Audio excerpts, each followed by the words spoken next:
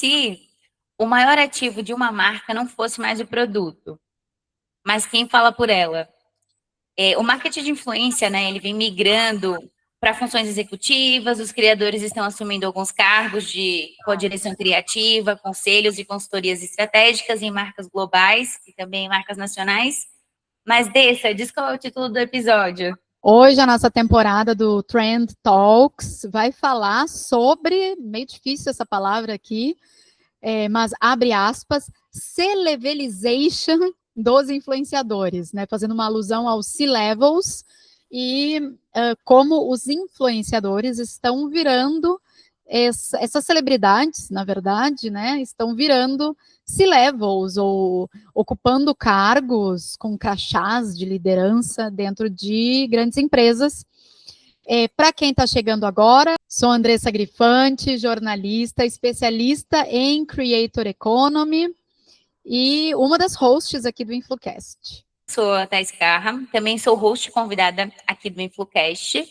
Eu tenho especialização em planejamento criativo e marcas, já atuei em alguns grandes grupos aqui, tanto nacionais como globais, e vou ficar com vocês nessa temporada, convite aqui da Andressa. Bom, então vamos para o nosso tópico de hoje. Tem alguns casos aí, não é exatamente uma tendência tão recente, lá em 2020 já tínhamos a notícia da Anitta, né, com a Skol Beats, mas recentemente a gente teve uma nova onda de celebridades sendo anunciadas, né, como inclusive estagiários, não só head de departamentos de marketing, como estagiários. O Toguro, ele não só assumiu como, acho que VP de comunicação, se não me engano, vice-presidente de comunicação da CIMED, também tem um cargo na RAP e estagiário na BYD. A gente vê, né, a influência ela deixando de ser mídia, né, e passando a ser uma infraestrutura narrativa. Só que apesar dos riscos, a estratégia pode até gerar, né, um alto valor quando bem executada, também trazendo autenticidade, engajamento. É difícil, né, mas precisa ter um equilíbrio ali grande entre essa exposição, né, o controle da liberdade criativa, também o fit com a marca, acho que são pontos em que a gente vai estar abordando aqui nesse episódio. A gente está falando aqui, nesse caso, não de uma contratação, então não é que ele deixou de ser influenciador, agora ele vai ser CLT, né? A gente está falando de uma estratégia de marketing, né? Que é colocar esses profissionais de criação de conteúdo, essas pessoas que são figuras públicas, então muitos deles são celebridades, não necessariamente nativos digitais. Então a gente vê muitos artistas, como a própria Anitta, que a gente deu de exemplo, e existem outros, mas a gente vê pessoas que têm uma exposição da sua figura, né, da sua marca pessoal muito grande. E, óbvio, por consequência, elas influenciam outras pessoas. Mas não são esses nativos digitais. A gente dificilmente vai ver um nano-influenciador, um micro-influenciador, sendo head de marketing de uma grande empresa, né? E com esses movimentos, as marcas estão buscando, então, influenciadores para, de maneira geral, se comunicar de uma forma mais natural, mais autêntica, mais próxima do público. Ela cria esse diálogo mais genuíno. Isso já existia, já era possível com public posts. Mas essa parceria, em alguns momentos, só o public post pontual, ou mesmo uma ação recorrente, ela não vai se comparar com pegar esse influenciador e transformar ele em embaixador da marca, por exemplo. E aí, um nível acima de ser embaixador da marca seria eles entrar como funcionário, como um cargo ali que tem relevância, né? E aí eu não estou falando do estagiário, porque o estagiário realmente foi só para ter uma manchete. Mas tem outras posições em que eu acredito que esse influenciador, ali como head de marketing, ele vai ter um papel muito mais consultivo. Claro, dentro disso a gente tem um contrato muito bem amarradinho, né? E no caso do Toguro mesmo, né, quando a gente fala aqui da CIMED, ele não é um movimento isolado, né? A marca ela não quer só o alcance que o Toguro tem por ser um influenciador, né? Como você falou, geralmente vai ser uma figura pública, não vai ser uma pessoa que é um nano ou um micro. Eles querem principalmente que ele faça parte da estrutura, né? Eles querem que a marca não quer só alcance, ela vai querer a relevância contínua desse rosto. A CIMED até está lançou, né, essa marca super popular que é a Super, e eles precisavam justamente conversar com esse público. Então, eles estavam com outras estratégias também, Big Brother, entre outros locais de exposição, mas eles também precisavam do rosto. E como o público do Toguro é bem massa, eles resolveram se associar ali com esse criador, mesmo tendo algumas questões, né, enfim, algumas polêmicas, né, em volta, mas ali dentro da narrativa de se posicionar, também foi uma estratégia mais de amplificação, né, não foi necessariamente só aproveitar o alcance que ele tinha, eles queriam conversar com essa audiência também, que é a audiência mais de massa, né. E assim, em apenas uma semana, o Toguro trouxe 2 bilhões de visualizações para a CIMED. Isso é um resultado super expressivo. Essas visualizações, aqui onde eu tenho esse dado, não está tão especificado onde estão essas visualizações, mas só o fato disso ser noticiado também em outros veículos, dentro desse mercado de comunicação, então isso também é importante para a marca, né, para essa estratégia, e a gente sabe que a CIMED está muito à frente, assim, em estratégias inovadoras e de influência. E aí, quando a gente olha os números, fica meio difícil a gente falar que não deu certo a estratégia, né? Porque se a estratégia é essa, pela visualização, foi muito bem executado, foi muito bem, foi uma aposta muito bem feita, né? Só que, claro, também pode trazer alguns riscos, e por isso que eu reforço, né? Tem que ter um contrato também muito bem amarradinho para fazer um anúncio desses. Essa parte de aderência cultural, a capacidade de narrativa, consistência, reputação, são pontos, como você falou ali, de uma forma muito excelente, que precisam estar amarrados de contrato, mas, claro, são humanos. Eu acho que esse é um grande risco dessas estratégias, quando a gente se associa a um rosto, é passível de cancelamento, se esse influenciador tiver uma crise pessoal, pode escalar para uma crise institucional. Claro, em ambos os casos, existem medidas a serem feitas, né? Tem alguns pontos em que a gente precisa pensar, porque nem todo influenciador ele vai sustentar um crachá, né? Porque o crachá ele existe continuidade, não só um hype, tem esses outros pontos, né? Então, algumas empresas foram pegando influenciadores para ocuparem alguns cargos, para alguns objetivos específicos. Além do Toguro, como você falou ali, tem o caso da Anitta, né? Com a Ambev, que também foi um super case de sucesso, né? Então, acho que ela era head de criatividade, inovação, né? Ela trouxe autenticidade, engajamento. A narrativa dela da Beats, teve aquela Beats Zodíacos também, foi algo super interessante. Esgotou muitas vezes os produtos ali, mas foi uma relação que foi construída a longo prazo. Ela participava do processo criativo ali da Beats, então gerou buzz, engajamento. E para trazer outros cases também, a gente pode pegar a Isa, que teve um cargo de diretora dentro da Olímpicos, Manu Gavassi para Tanqueray, também dentro das organizações, não só como influenciadoras contratadas para fazer publi, mas de fato entrando para a marca com um cargo ali dentro. Mas tem aí essas nuances que a gente também agora vai tratar nesse episódio, que é a Maísa, há pouco tempo, finalizou um contrato como embaixadora, nesse caso, do Galaxy, né, da marca de aparelhos celulares. E apareceu postando com seu iPhone 17 Pro Max no dia seguinte, assim, né? Não sei qual foi o tempo, né? Claro, tem um tempo para isso, teve um tempo de finalização de contrato, e aí deve ter aquela exclusividade de contrato, enfim, passou-se alguns meses, mas depois de anos como embaixadora do Galaxy e usando essa marca, né, obviamente, quando o contrato encerra, né, e quando ela pode postar ou quando ela pode aparecer com a marca concorrente, ela assim o fez, né.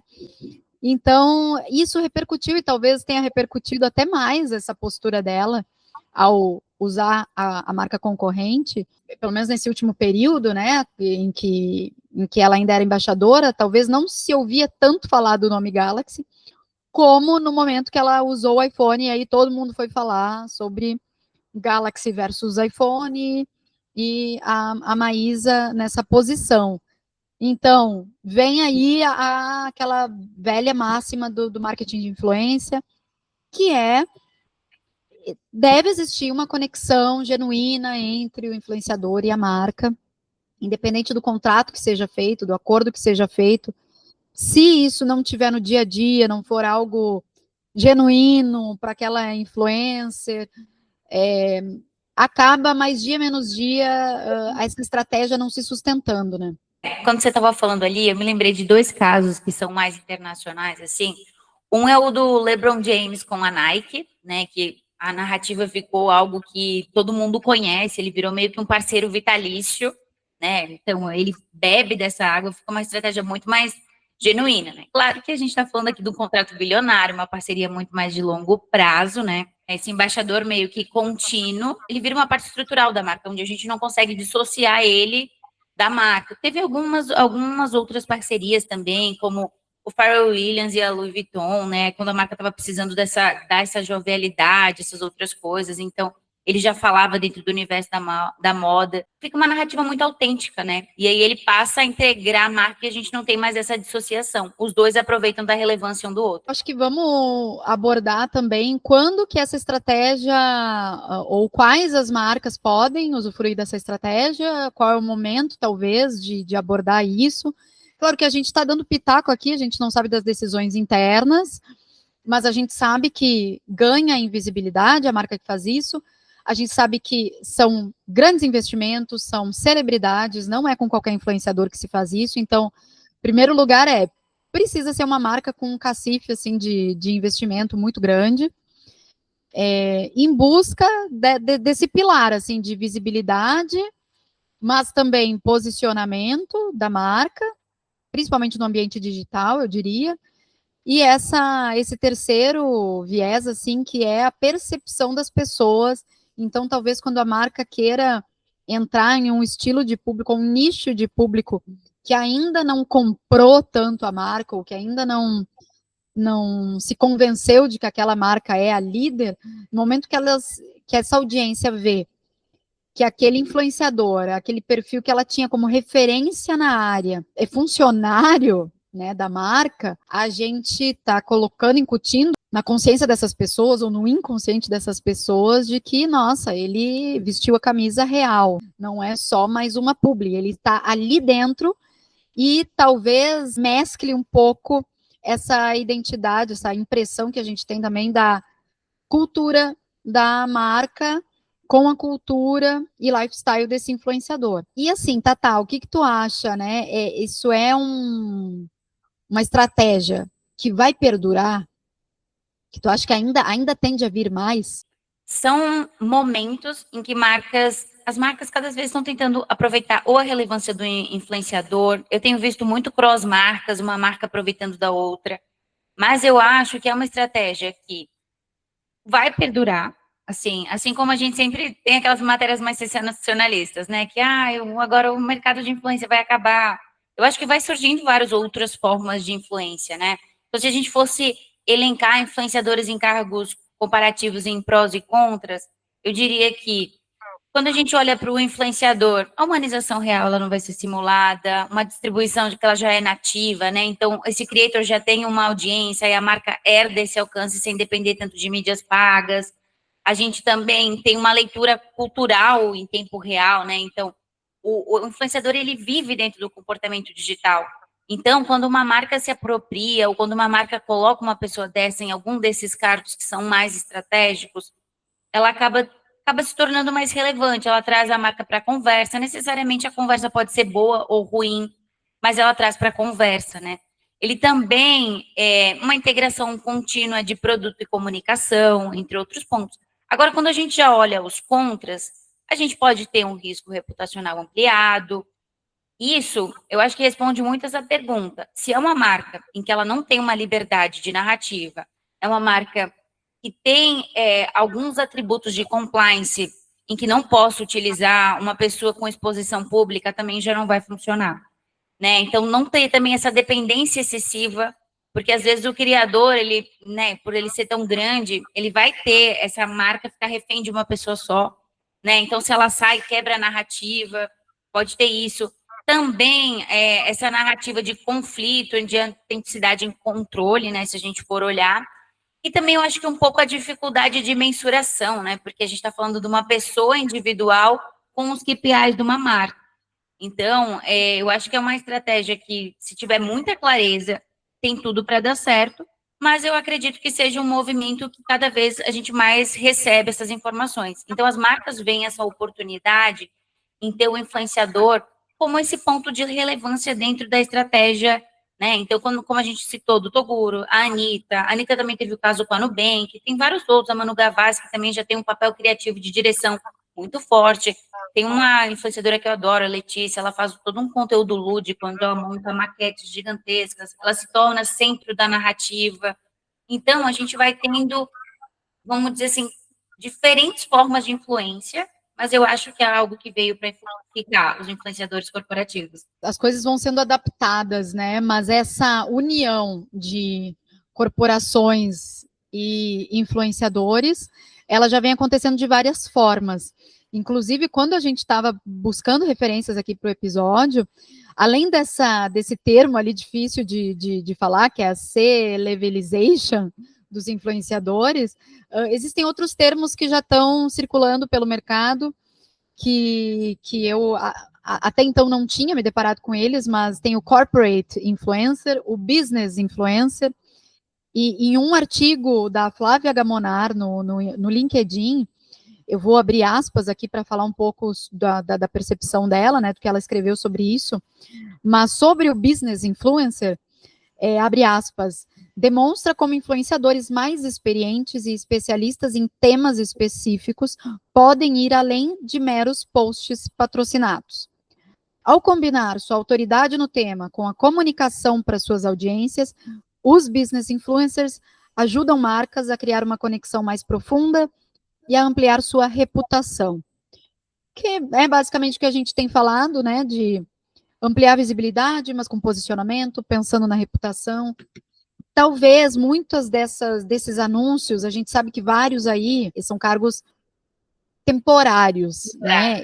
Então, acaba funcionando na prática como um contrato para embaixador da marca, mas com algumas cláusulas aí a mais, com uma percepção do público totalmente diferente. Mas, enfim, existem diversas outras formas, eu acho que agora a gente pode migrar para isso, outras formas de unir corporações, grandes empresas, os negócios, com a influência. Uma delas é esse efeito contrário, né? Não de transformar os influenciadores em C-levels, mas de C-levels começarem a se aprofundar sobre influência digital, a criar conteúdo, a se capacitar cada vez mais e a se posicionar no digital para que eles, aos poucos, se tornem influenciadores. E essa influência não beneficia só a marca, obviamente, mas o gestor que está ali dentro, se ele tem uma marca, se ele está dentro de uma cultura, né, de uma empresa que incentiva ele a postar suas opiniões, claro que dentro de uma linha editorial, talvez, e ética, obviamente, mas se ele começa a publicar suas perspectivas sobre aquele nicho em que ele atua, e se ele começa a fazer isso com consistência, né, com frequência, ele vai acabar atraindo público. Isso beneficia a marca, claro, mas beneficia ele, né? Beneficia a carreira dele, porque amanhã ou depois ele pode não estar mais lá, ou ele pode querer, inclusive, sair, seguir carreira solo. Isso me faz lembrar muito o João Dumec. Ele fez um trabalho tão bom de posicionamento, compartilhando as estratégias, esses bastidores das estratégias de marketing do McDonald's. Ele realmente transformou assim a visibilidade dele, toda a experiência que ele teve no McDonald's e essa proatividade também de compartilhar isso, de colocar isso não só em eventos, né? Ele com palestras, enfim, mas também no digital. Então, ele é um cara que eu gosto muito de acompanhar no LinkedIn. Ele hoje não está mais dentro do MEC e ele consegue tocar essa carreira de mentor, inclusive, de outros profissionais que querem seguir essa carreira ou que querem se inspirar nessa criatividade dele. Tem um ponto, né, que é justamente esse, que é, né, do employee advocacy, né, quando o funcionário ele vira mídia, que é bem esse caso que você trouxe, né. As pessoas elas vão confiar em pessoas mais do que em marcas, e aqui a gente aproveita justamente, você, enquanto profissional, você ganha uma escala, uma relevância, e aí você também participa do dia a dia, né, então você vê gerente de produtos, de supermarcas, que vem explicando como é que funcionam as tecnologias. Você vê profissionais, assim como esse caso que você falou, falando sobre estratégias.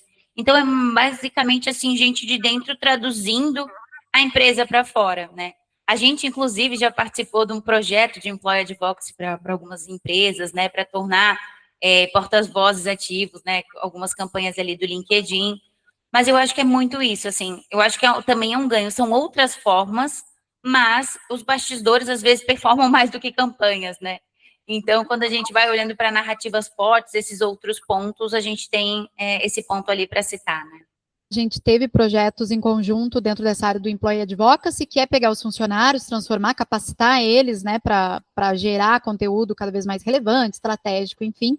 E isso é legal o que eu queria observar é que não precisa ser C-levels, a gente falou muito de cargos de liderança, porque, claro, isso tem, principalmente no LinkedIn, um peso, mas qualquer funcionário pode ser influenciador da marca, né, para quem ele presta serviço.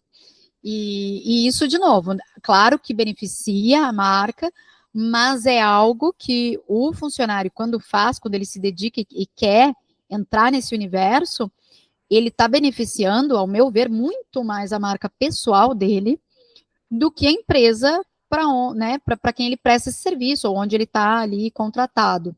E aí, um outro ponto que eu acredito que se relaciona bastante com esse tema que a gente está abordando é um outro movimento que acontece no LinkedIn, e que é uma outra tendência, inclusive, né, aproveitando o nosso tópico central da temporada, de falar de tendências, as empresas, as marcas, geralmente marcas que vendem para outras marcas, né, no segmento B2B, elas antes, quando lançavam um produto, um serviço, algo diferenciado, elas ou negociavam uma pauta exclusiva em algum veículo grande, né, de credibilidade, ou elas compravam um anúncio, ou elas faziam uma coletiva de imprensa.